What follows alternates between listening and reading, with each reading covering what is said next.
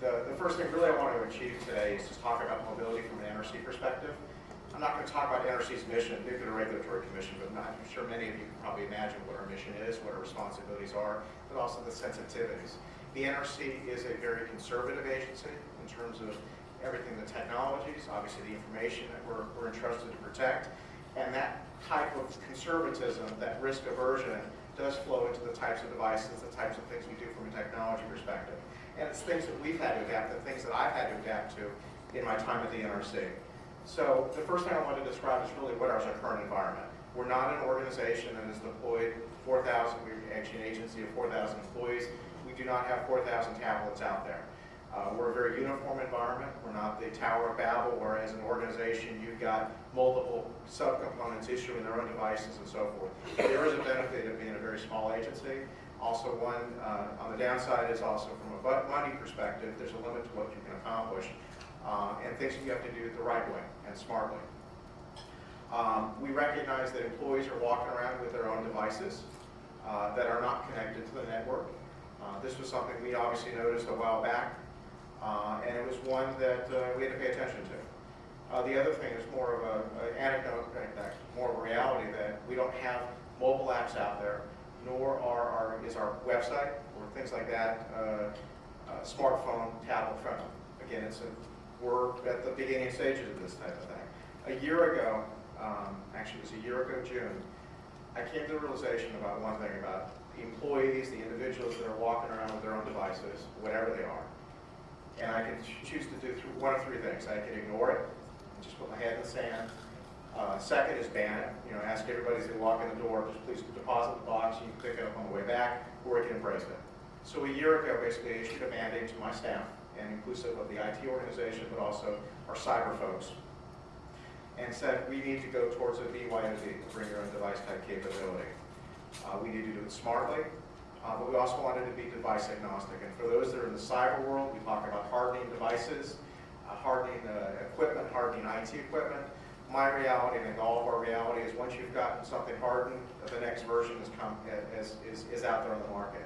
And you're always behind. You're always probably several generations behind. I want to stay device agnostic.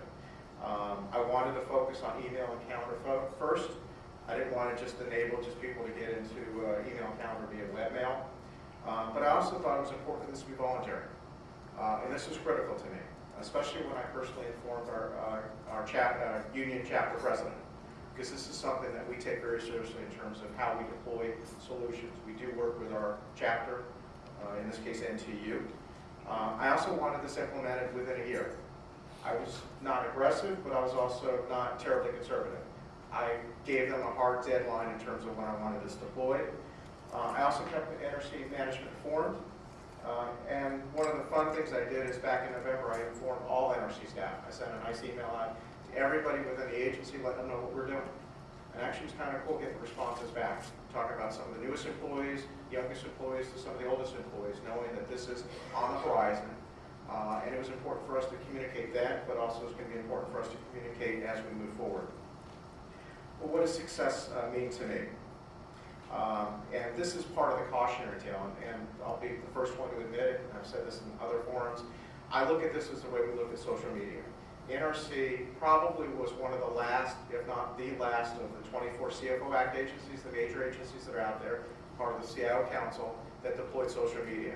You've got a lot of agencies out there, a lot of organizations. We chose not to, because we chose to specifically focus on, let's make sure we get it right the first time.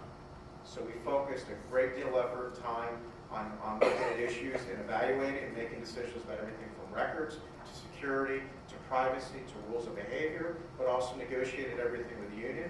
We also looked at what the resource requirements were.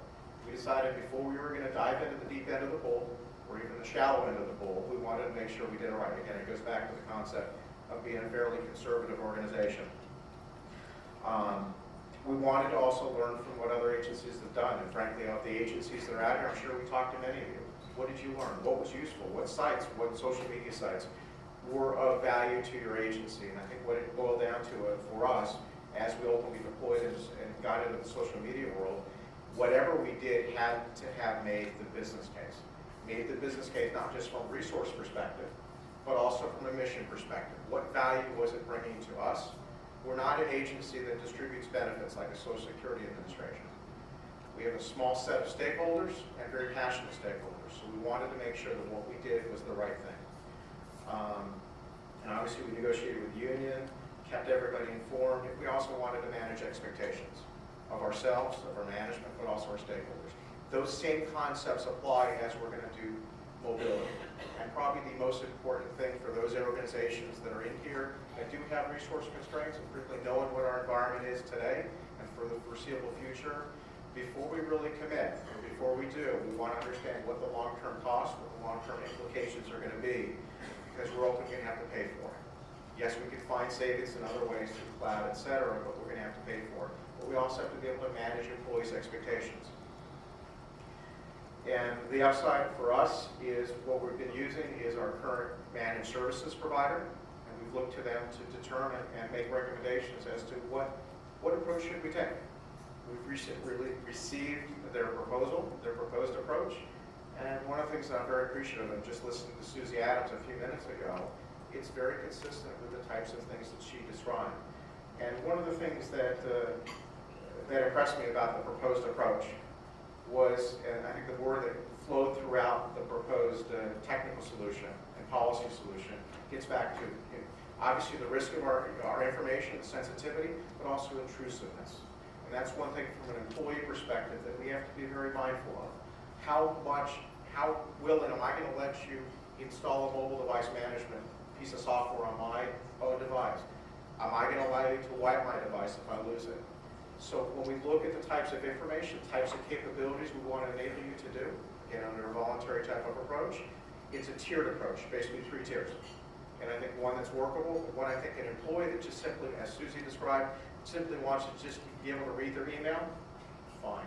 That's the least intrusive of our approaches. If an employee wants to be able to read email, download it, modify it, etc., then that's going to be more intrusive, because then we want to look at being able to contain it, be able to ensure that it's protected. The goals in the short term, and I'm being realistic about this, again, I'm focused on the resources, is learn, experiment. It's really our first steps.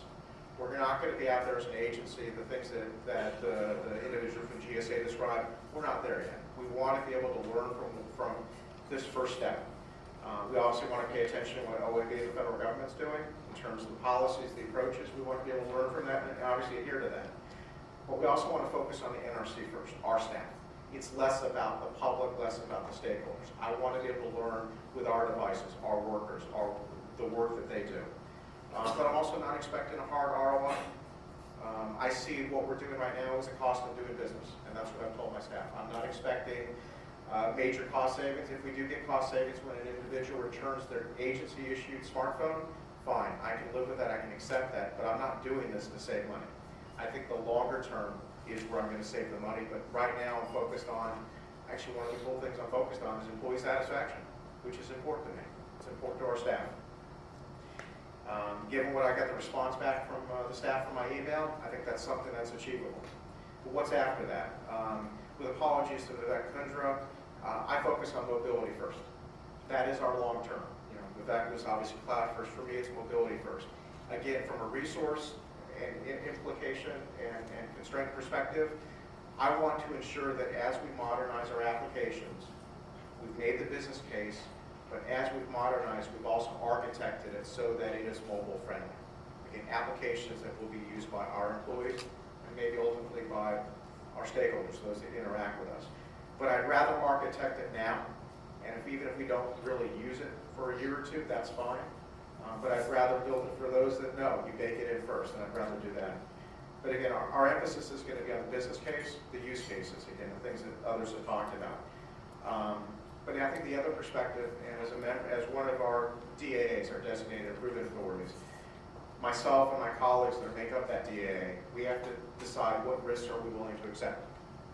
What risks are we willing to accept for an employee use of these types of devices, their own devices, and the sensitivity of the information, like I said, we're entrusted to protect. Long term, again, it gets back to our employees, and that's really been a broad theme of what I've just been talking about.